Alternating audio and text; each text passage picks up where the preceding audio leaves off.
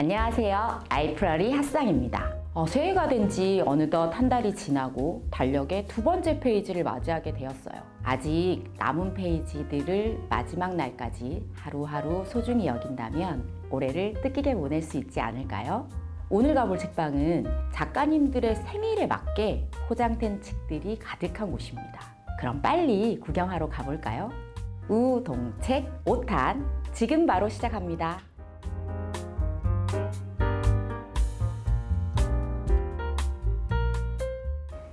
책방 밖의 파란 벽과 책 모양의 빨간 문이 아주 인상적이죠?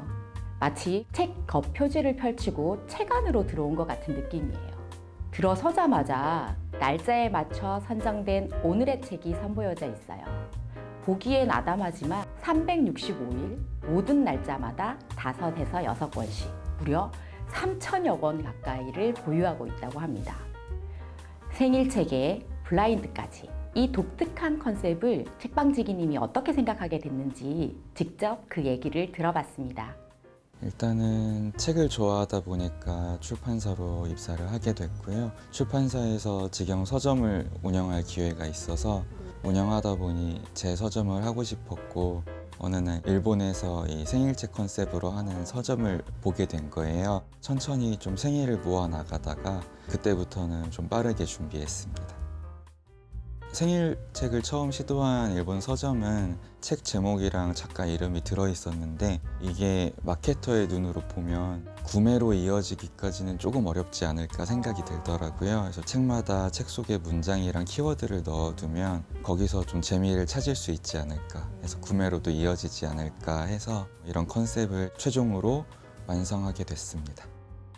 책방지기님은 생일책을 선정하실 때 이왕이면 한국 작가의 저서를 먼저 고려한다고 합니다. 생일 정보를 수집하기 위해 아주 다양한 방법을 동원하신다고 해요. 작가분들의 인스타 DM을 보내기도 하고 또는 출판사에 직접 연락을 하는 경우도 있고 또 도서전이나 이런 행사 나갈 때는 출판사 부스마다 돌아다니면서 말씀드리면 그 담당자분들이 작가님들한테 연락해서 알려주시기도 하고 좋아하는 작가분들 같은 경우는 북콘서트나 이런 데 가서 직접 좀 사인 받으면서 정말 다양하게 하고 있습니다. 네. 그럼 책방지기님이 생일책을 선정하는 기준은 무엇일까요? 책방 안에 세워져 있는 안내문에서 전혀 몰랐던 누군가의 이야기라는 힌트가 조금 보이는 것 같아요. 책방지기님의 큐레이션 철학을 한번 들어볼까요? 나와 같은 날 태어난 다른 사람의 이야기 자체를 전달하는 게 중요한 것 같아서 소설이나 수필 위주로 좀 고르는 편이긴 한데요.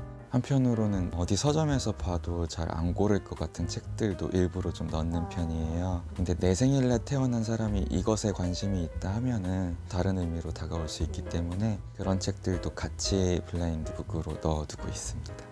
꿈꾸는 별 책방의 SNS에 게시된 내용에 따르면 무려 2,000여 명의 생일 작가 그리고 약 3,000여 권의 생일책을 보유하고 계시다고 해요. 이 정도면 같은 날짜에 여러 작가와 여러 작품이 겹칠 수도 있지 않을까요? 우선순위는 따로 없고요. 그냥 날짜별로 새로운 책을 만날 때마다 일단 생일책으로 모두 포장해 두려고 하는 편입니다.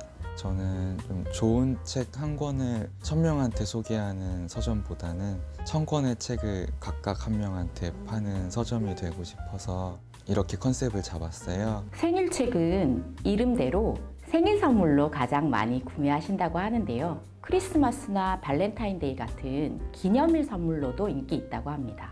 이처럼 특별한 컨셉의 큐레이션이다 보니 가끔은 부담감이 느껴지실 텐데 그럼에도 계속 책방을 할 수 있었던 이유가 있으시겠죠? 생일책에 대한 손님들의 반응과 이에 대한 책방지기님의 생각을 들어볼까요? 재방문율이 좀 높은 편 같아요. 오셔서 책이 좋았다고 말씀해 주시는 분들도 있고 그냥 그렇지 않더라도 사가신 지 얼마 안 되셨는데 금방 다시 오셔서 다른 지인들 생일책을 다 가져가시는 분들도 계시고 그리고 제가 이제 여기 책방 TMI라고 붙여놓은 게 있는데 사람들이 많이 좋아하시는 대목이 책이 마음에 안 들면 실망하지 마시고 두 분이서 같이 제 욕을 하면 된다고 다음에 욕 안 먹게 더 좋은 책을 넣어둘 테니까 이렇게 써놨더니 선물하시는 분들이 좀 부담이 덜하신 것 같더라고요. 왜냐면 이 책을 선물했을 때 마음에 들지 않아도 내 탓이 아니잖아요. 지금까지 매일매일의 생일책이 구비되어 있는 꿈꾸는 별 책방을 만나보았는데요. 2부에서는 더 자세하고 깊이 있는 대화를 나눠보려고 해요. 잠깐 나왔었던 일본의 책방 일화부터 책방지기가 선정하는 한 줄의 문장까지 더 재미있는 이야기로 찾아올게요. 같은 날로 이어지는 다른 사람, 그 책과의 인연, 그 특별한 만남을 경험해보세요. 당신의 생일은 언제인가요?